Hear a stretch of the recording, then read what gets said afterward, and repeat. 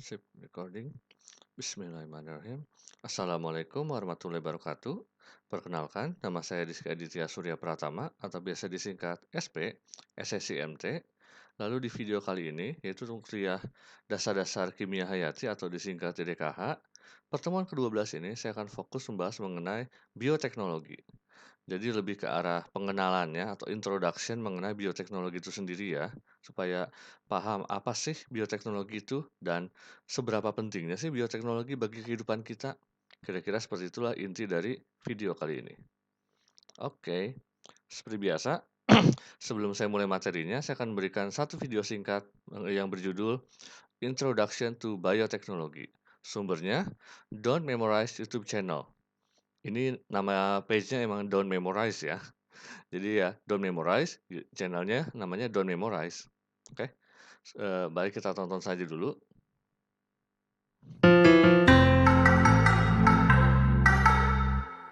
Lactose-free. This is a common tag which is found on many food packets these days. Lactose, as we know, is a natural sugar found in milk. But why should we get rid of lactose? That's because many people have a peculiar intolerance towards this natural sugar. However, lactose-free products were not an option until a few years back.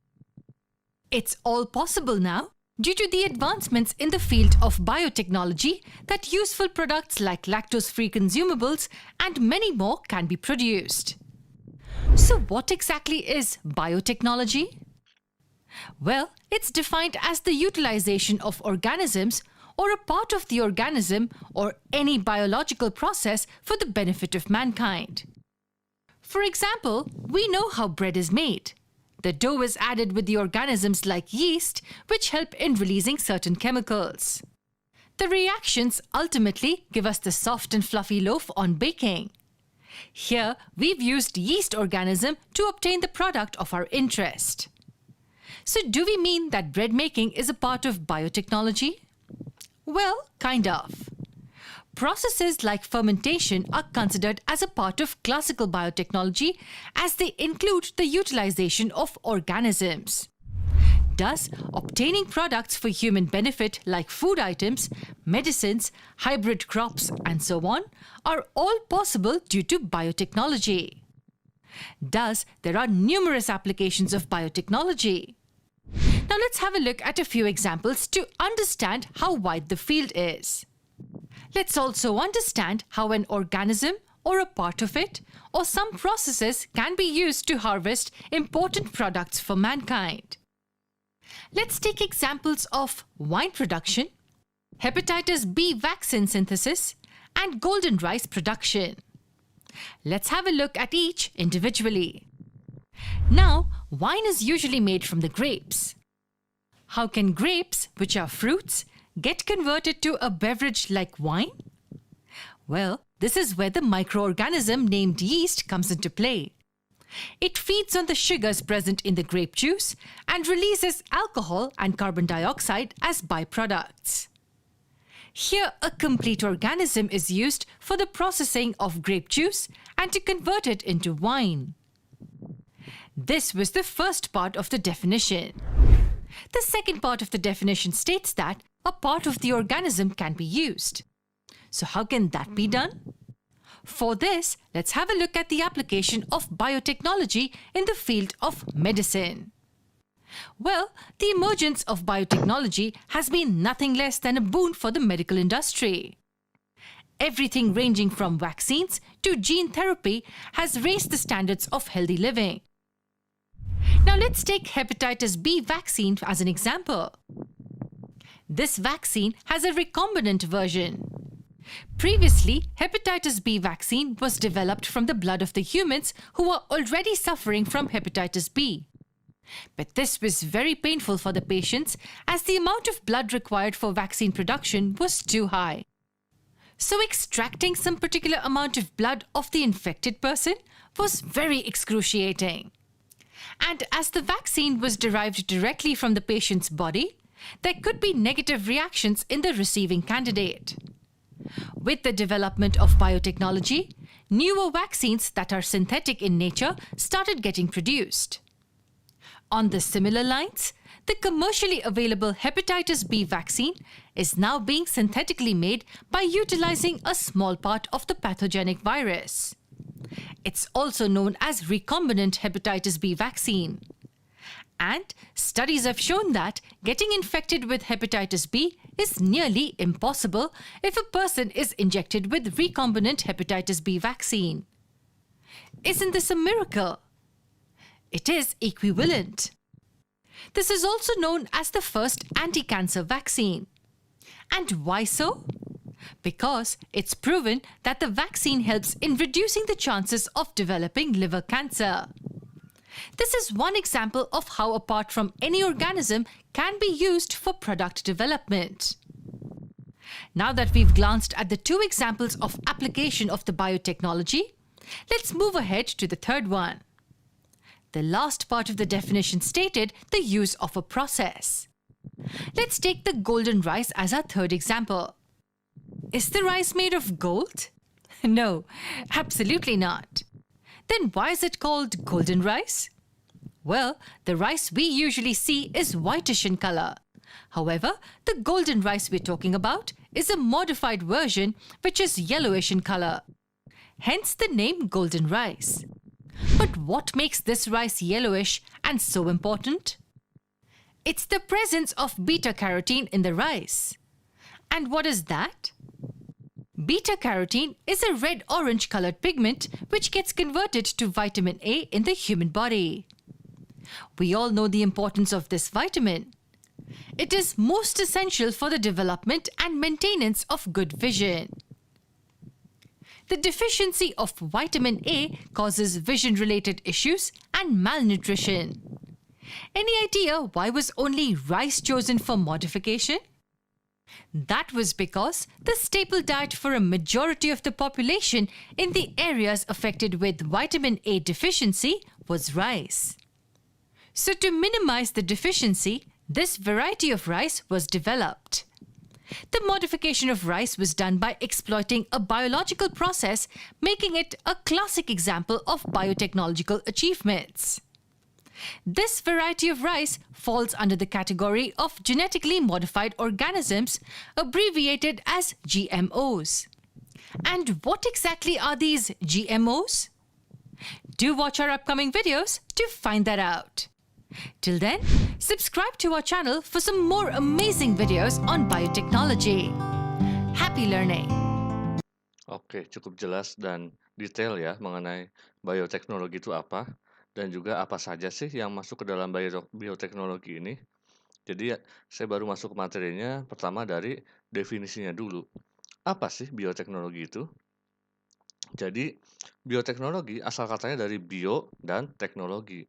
Bio di sini lebih ke makhluk hidup ya atau organisme hidup, dan teknologi ya teknologi sesuai namanya. Jadi kalau secara harfiah, bioteknologi adalah pemanfaatan organisme hidup untuk menghasilkan produk dan jasa yang bermanfaat bagi manusia. Di mana bioteknologi ini sebenarnya sudah dikerjakan manusia sejak ratusan tahun yang lalu, karena kita sudah lama ya menggunakan mikroorganisme seperti bakteri dan jamur ragi untuk membuat makanan bermanfaat seperti misalnya tempe, roti, anggur, keju, dan yogurt. Nah, istilah bioteknologi baru berkembang setelah Pasteur menemukan proses fermentasi dalam pembuatan anggur. Nah, di bidang pertanian, itu kita sudah menggunakan mikroorganisme sejak abad ke-19 untuk mengendalikan hama serangga dan juga untuk menambah kesuburan tanah.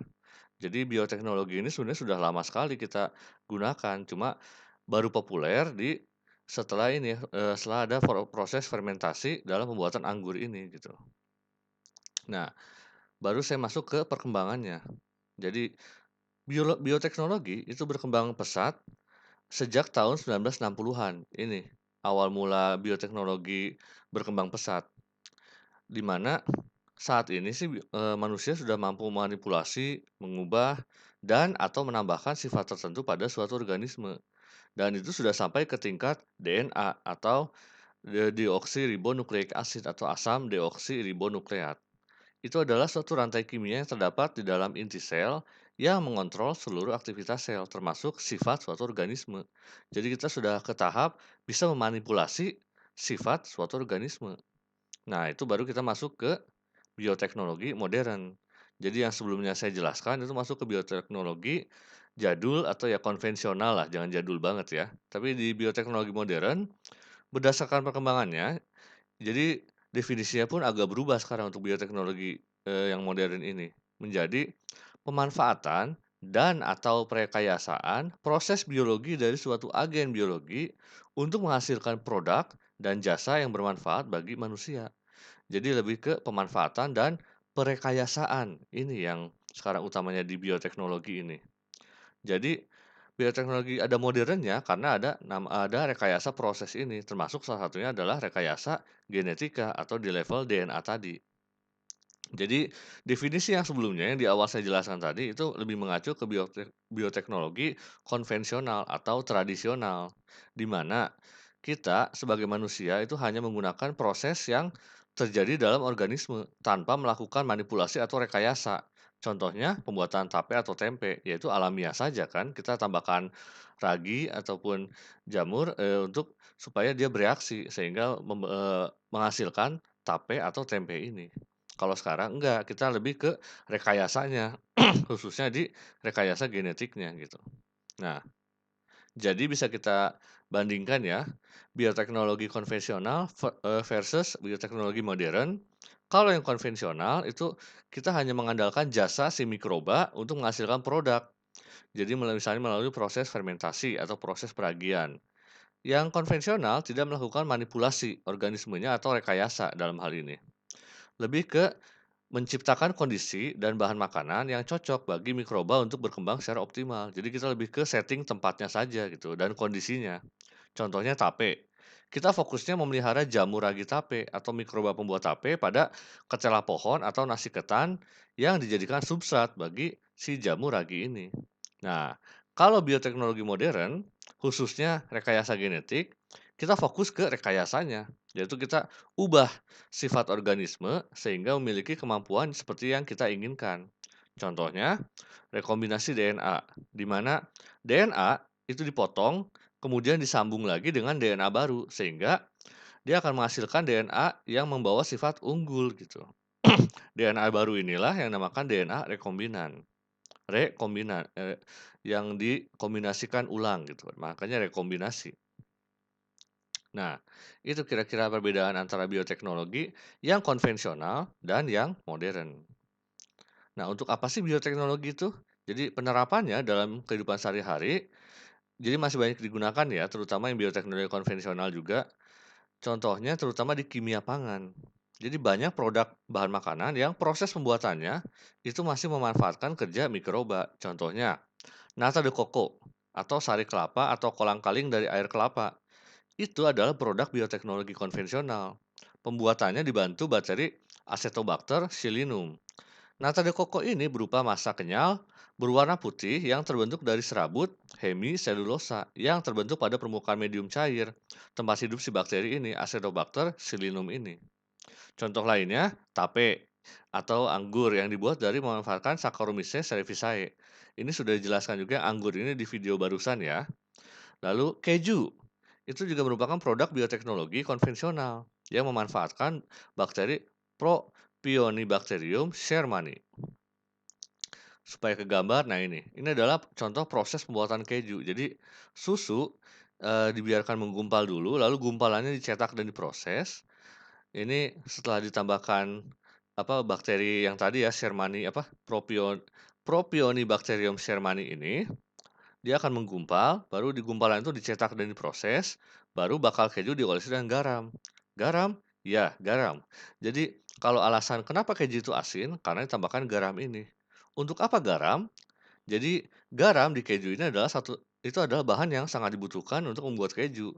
Di mana ini garamnya beda ya dengan garam dapur, karena garam dapur mengandung yodium, sedangkan garam buat keju ini tidak mengandung yodium. Garam pada keju ini juga bisa menguatkan rasa si keju ini. Selain itu, utamanya garam sebagai pengawet alami itu. Tanpa garam, si susu ini yang sudah dicetak dan dipres ini, dia akan lama keringnya. Dan kalau tidak kering, ya susu nggak akan jadi keju gitu. Nah, selain itu garam juga Fungsi lainnya yang utama adalah untuk membunuh bakteri yang bisa menggagalkan proses perubahan susu menjadi keju ini. Karena proses pembuatan keju ini cukup lama ya, bisa sampai beberapa minggu itu didiamkan sehingga dia terbentuk prosesnya sehingga menjadi keju, dari susu menjadi keju ini. Itu kira-kira. Ya kalau misalnya kenapa kenapa kenapa garam lagi, kenapa keju itu asin, ya itu karena ada garamnya dalam proses pembuatan keju ini. Oke, itu sekilas mengenai proses pembuatan keju. Nah, sedangkan kalau kita berkaca ke produk yang modernnya, bioteknologi modern itu lebih ke makhluk hidup yang transgenik, yaitu makhluk hidup yang telah diubah sifatnya sehingga memiliki keunggulan tertentu. Contohnya, ada bakteri yang mampu menambang tembaga. Ini biasa digunakan di biomining. Jadi kita menambang logam seperti tembaga ini menggunakan bakteri. Bisa seperti itu sekarang. Lalu ada juga bakteri yang mampu membersihkan lingkungan yang tercemar. Bakteri yang bisa memakan si pengotor-pengotor dalam air misalnya yang kotor. Lalu ada bakteri yang mampu mengubah si pencemar itu menjadi bahan lain yang tidak berbahaya. Jadi bahan yang berbahaya itu langsung diubah, direaksikan oleh si bakteri ini menjadi bahan yang tidak berbahaya. Ada juga contohnya misalnya di bioteknologi pangan ya, jagung yang memiliki kadar protein yang tinggi gitu. Itu dimanipulasi sehingga kadar protein bisa lebih tinggi. Atau jeruk yang tahan penyakit busuk, tomat yang lebih tahan lama dari kebusukannya, dan yang seperti video tadi, golden rice, beras dengan kandungan vitamin A yang tinggi, yang warnanya keemasan gitu. Jadi itu bukan berarti beras yang dibuat dari campur dengan emas ya, bukan, tapi karena ada beta karotennya yang banyak mengandung vitamin A. Itu kira-kira, eee, sekilas pengenalan mengenai bioteknologi. Oke, terima kasih banyak sudah menonton video ini sampai akhir. Jangan lupa klik like, komen, dan juga subscribe channel saya ini. Wassalamualaikum warahmatullahi wabarakatuh.